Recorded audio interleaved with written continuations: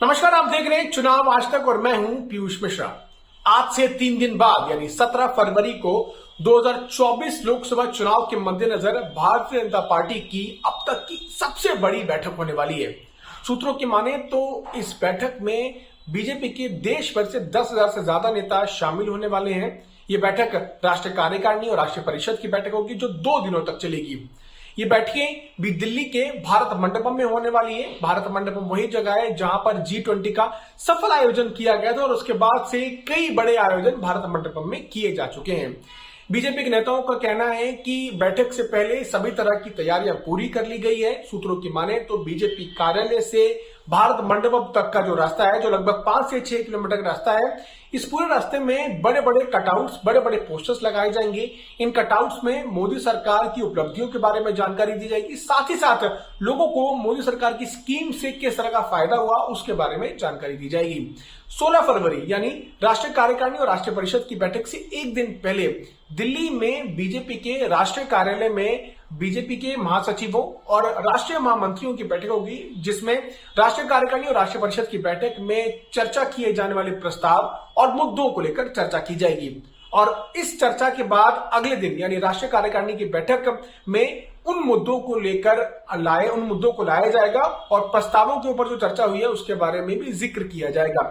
कई प्रस्तावों पर फाइनल मुहर इन्हीं बैठकों में लगाई जाएगी।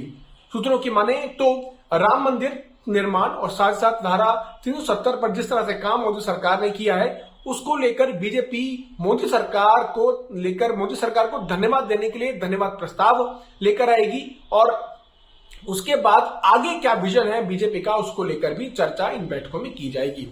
ये बैठक 2024 लोकसभा चुनाव के मद्देनजर बहुत महत्वपूर्ण है। हाल ही में हुए जो विधानसभा चुनाव थे जिसमें बीजेपी ने प्रचंड बहुमत हासिल किया और 3 बड़े राज्यों में सरकार भी बनाई। उसके बाद से ही बीजेपी 2024 लोकसभा चुनाव को लेकर तैयारियों में जुट गई थी।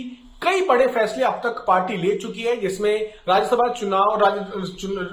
जो सांसद है और साथ साथ जो मंत्री हैं उनको चुनाव लड़ाने का फैसला, साथ ही साथ हर लोकसभा के लिए क्लस्टर प्रभारियों की नियुक्ति, जिसमें यह फैसला लिया गया कि 2 से 4 लोकसभा को मिलाकर एक क्लस्टर प्रभारी नियुक्त किया गया है और उस क्लस्टर प्रभारी को जिम्मेदारी दी गई है कि वहां पर कैसे पार्टी का बेहतर परफॉर्मेंस हो उसको लेकर रणनीति बनाई जाए। तो अब तक जो रणनीति बनाई गई है उनको लेकर राष्ट्रीय कार्यकारिणी और राष्ट्रीय परिषद की बैठकों में चर्चा भी होगी और कैसे सभी लोकसभा में जन जन तक पहुंचा जाए और मोदी सरकार की स्कीम्स के बारे में बताया जाए उसको लेकर भी चर्चा होगी।